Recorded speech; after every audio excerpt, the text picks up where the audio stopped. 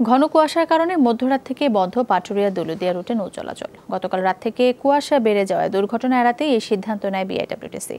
কর্মকর্তারা জানান সকালে কুয়াশা কেটে গেলে আবারও চালু হবে ফেরি। ঘাটের দুপারে আটকা পড়েছে কয়েকশো যানবাহন। এদিকে শিমুলিয়া বাংলাবাজার নৌ রুটে ফেরি চলাচল বন্ধ রয়েছে, এতে ঘাটেও কয়েকশো যানবাহন পারাপারের অপেক্ষায়। এদিকে শরীয়তপুর চাঁদপুর রুটেও ঘন কুয়াশার কারণে রাত থেকেই বন্ধ ফেরি।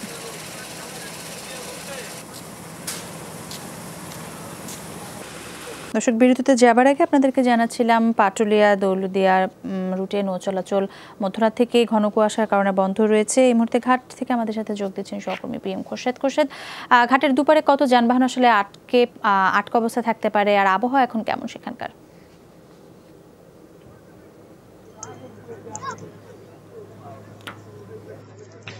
শাইলা, সোমবার রাত 11টা থেকে পাটুরিয়া দৌলতদিয়া নৌ রুটে ফেরি চলাচল বন্ধ রয়েছে এবং এখনো কিন্তু ফেরি, লঞ্চ সহ সকল ধরনের নৌযান চলাচল কিন্তু বন্ধ রয়েছে। এবং দুই পারে যে যানবাহনের সংখ্যা যেটি বলছিলেন আপনি, কারণ আমরা পাটুরিয়া ঘাটেই দেখেছি প্রায় 3 কিলোমিটার দীর্ঘ যানজটের যানবাহনের দীর্ঘ সারি রয়েছে। আর গতকালকে যেহেতু প্রায় 9.5 ঘন্টা ফেরি চলাচল বন্ধ ছিল, গতকালকেরও আমরা কিছু পণ্যবাহী ট্রাক কিন্তু এখনো আটকা রয়েছে পাটুরিয়াতে ঘাটে। একই চিত্র কিন্তু দৌলতদিয়া ঘাটেও কিন্তু রয়েছে। এবং আমরা যে বিষয়টি দেখছি যে রাত থেকে কিন্তু মানুষের অবর্ণনীয় দুর্ভোগ কিন্তু পোহাচ্ছে পাটুরিয়া দৌলতদিয়া ঘাটে, বিশেষ করে নারী শিশু যারা রয়েছেন তাদের দুর্ভোগ কিন্তু সবচেয়ে চরমে।